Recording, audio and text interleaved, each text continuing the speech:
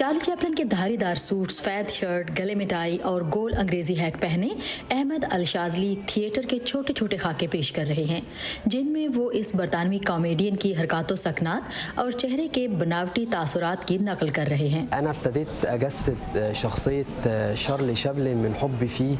मैंने Charlie Chaplin की नकल उनके किरदार और उनकी ज़िंदगी से मुतासिर होकर शुरू की।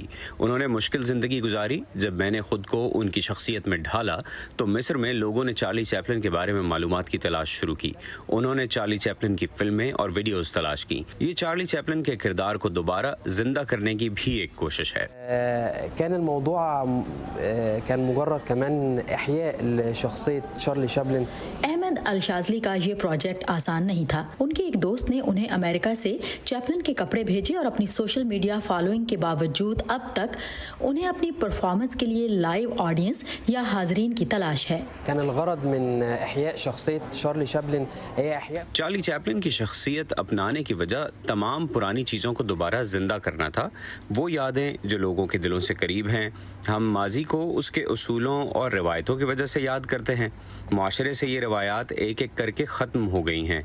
हम इन्हीं रवायात को लेकर एक स्क्रिप्ट लिखते हैं और इसे शॉर्ट फिल्म की तरह रिकॉर्ड कर लेते हैं ونصورها على شكل فيديوهات قصيرة।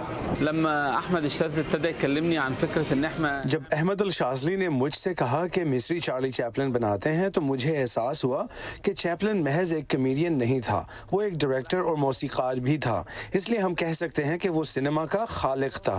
वो सिनेमा के तख्लीक कारों में से एक था, ना कि सिर्फ एक अदाकार। वो एक अनोखा शख्स था। हम एक बहुत खूबसूरत काम कर रहे हैं, कुछ ऐसा कर रहे हैं जो लोगों को पसंद है। अहमद अल शाज़ली ने 2016 में अपने सोशल मीडिया अकाउंट पर एक शो शुरू किया जिसका नाम उन्होंने शाज़ली चैपलिन रखा। उनका ये शो 16 से 60 साल तक की उम्र के लोगों के लिए है। सादिया ज़िब्रांचा, वॉइस ऑफ अमेरिका।